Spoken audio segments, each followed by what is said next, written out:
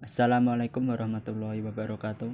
Perkenalkan, nama saya Susilo Abdul Gali dari kelas 12 Teknik Pemesinan 1. Saya akan membacakan cerpen yang berjudul tentang Dilarang Mencintai Bunga-Bunga, karya Kunto Wijaya. Kabarnya yang tinggal di rumah tua berpagar tembok tinggi itu adalah seorang kakek yang hidup sendiri. Rumah itu terletak di samping rumahku. Pagar tembok tinggi menutup rumahnya dari pandang luar. Hanya ada satu pintu masuk dari muka, ditutup dengan anyaman bambu yang rapat. Aku belum pernah melihat kakek itu. Setelah ku coba naik ke pagar tembok, melalui sebuah pohon kates di pekaranganku, terbentanglah sebuah pemandangan.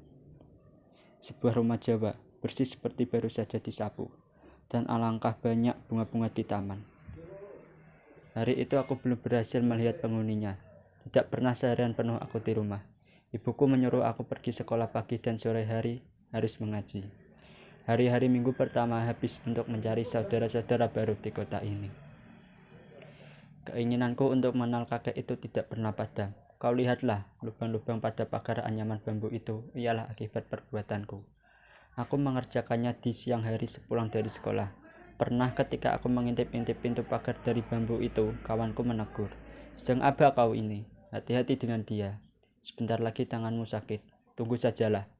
Ketakutan menyerang aku. Apakah aku akan sakit karena mencoba membuka pintu pagar rumah ini?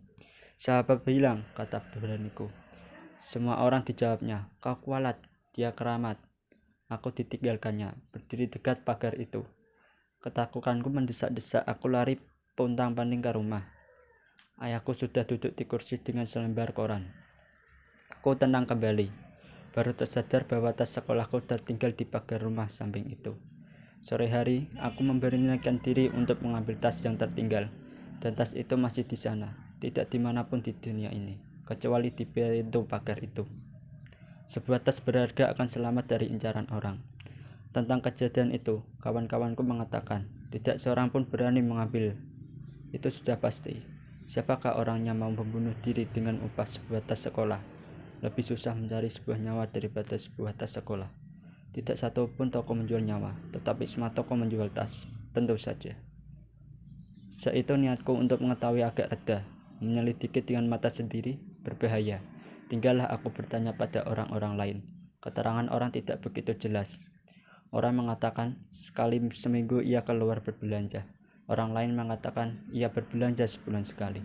Orang mengatakan ia mempunyai anak di kota lain. Orang lain mengatakan ia tidak beristri.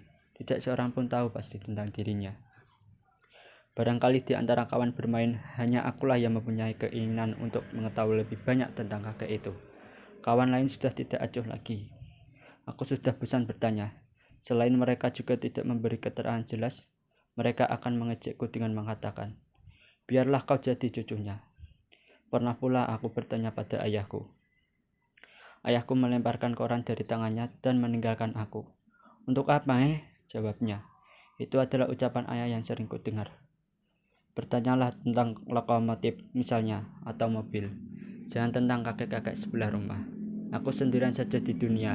Dengan keinginanku untuk mengetahui, tiba-tiba aku pun mengenalnya dari dekat. Begini, pada musim layang-layang angin bertiup kencang. Jalanan muka rumahku tidak banyak kendaraan. Polisi membiarkan anak-anak main layang di situ. Kami suka berkumpul pada sore hari. Di bagian ini, angin dengan bebas berjalan. Pepohonan tidak banyak. Sore hari Jumat, aku tidak pergi mengaji. Di tanganku sebuah layang-layang buatanku yang terbagus. Dengan benang gelasan, udara meruah menerbangkan layang-layangku. Dari kampung lain menyembul pula layang-layang. Layang-layangku terputus. Kawan-kawan bersorak dan lari mengejar. Itu layang-layangku terbagus. Aku berdiri saja membandingi. Tiba-tiba pundakku terasa dipegang. Aku terkejut. Seorang laki-laki tua dengan rambut putih dan piyama. Ia tersenyum padaku. "Jangan sedih, cucu," katanya. Suara itu serak dan berat. Sebentar darahku tersirap. Aku teringat rumah tua berpagar tembok tinggi. Mataku melayang padanya. Di tangannya setongkai bunga berwarna ungu. Tubuhku seketika menjadi dingin. Pendapat saya tentang cerita ini adalah ceritanya mudah dipahami dan yang membaca tidak akan bosan. karena yang diceritakan menyajikan masalah yang aktual dan sering kita jumpai sehari-hari. Sekian dari pendapat saya. Kalau ada salah kata dalam pembacaan saya minta maaf. Wassalamualaikum warahmatullahi wabarakatuh.